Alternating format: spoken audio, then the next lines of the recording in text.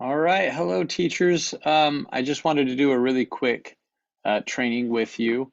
As we start this school year, there's going to be some questions from parents and from students, and I mean, shoot, you'll probably have these questions too, regarding the app that we have for seminaries and institutes. It is super helpful and handy if you know how to use it and if it's working properly. Let's be honest, there's those two things that kind of operate at the same time. So I just wanted to show you what this could look like. So if you don't have the app yet, if you go to your app store and just type in Seminary and Institute, the app will show up. It looks like it's a red app with a book with some lights coming on. If you look down at the bottom of my screen, you'll see it right there. It'll look just like that. Okay. I'm just going to show you that it's kind of handy for you to see what it looks like when a parent is doing this. So the reason why is you're going to want to you're going to want to see what they see. So if they ask you questions, you know how to help them. The app is really good for three main reasons for the student and for parents. Okay, if you're a parent and your students have not yet registered for seminary, which happens, you need to do that the first time they come to seminary, and it should be good for all 4 years as long as you register them the one time. So if you notice here, I actually have a freshman coming into seminary this school year. And so she is not registered yet. So you can see right here, this is what a parent will see when they haven't registered their student. All I have to do is click on Abigail Glenda Anderson right here. It's going to show there are no classes. She's not registered for anything. If I click on graduation, it's going to say you're not even registered. So graduation details will appear after classes begin and register to begin. So I am not registered for it, so I'm going to hit register. It's going to pop open for me a location, and it says that I accept the participation policy. Okay, so I'm going to choose here, and I believe we are going to be at the Alluvial Chapel. Okay, that is we're going to be going to Clovis West High, so that's going to be the one that we go to. My graduation year, so if she starts now, 22-23 is going to be this year, 23-24 is her sophomore year, 24-25 junior year, 25-26. That will be her graduation year, okay? Graduation generally ends with the student's high school or secondary education, so it helps us support the students as they work towards graduation. So I'm gonna hit OK. And I have my contact. I accept the participation policy. If I click on that, it's gonna actually take me to the participation policy, okay? And this is the things that they agree to, right?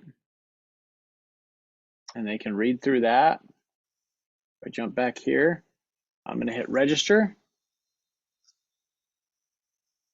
And we should be good to go, okay? Now, if I were to go back to my other son, Eli, okay, we're gonna have to go through and change his information as well. Apparently, I've got some makeup to do here. He did not report on his reading last year, and so I've got to make sure that we get him up to date on that.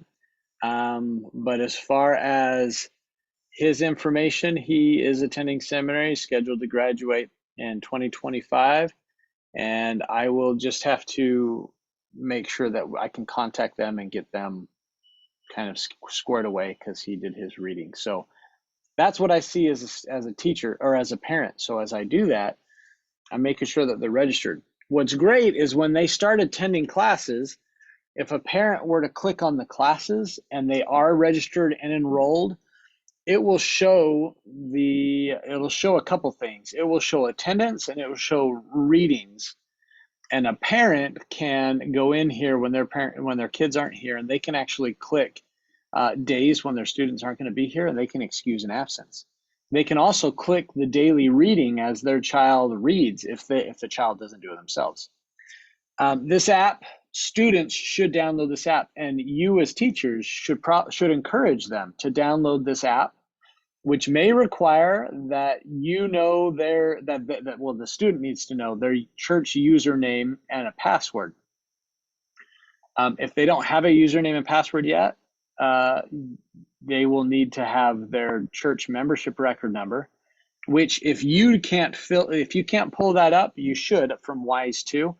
If you can't, then you can contact us and we can help you with that church membership record number. And then they can create their own church user login, a username and login password. And then when they do that, they're going to see the class that they're enrolled in, and there's going to be a calendar for them to mark their reading.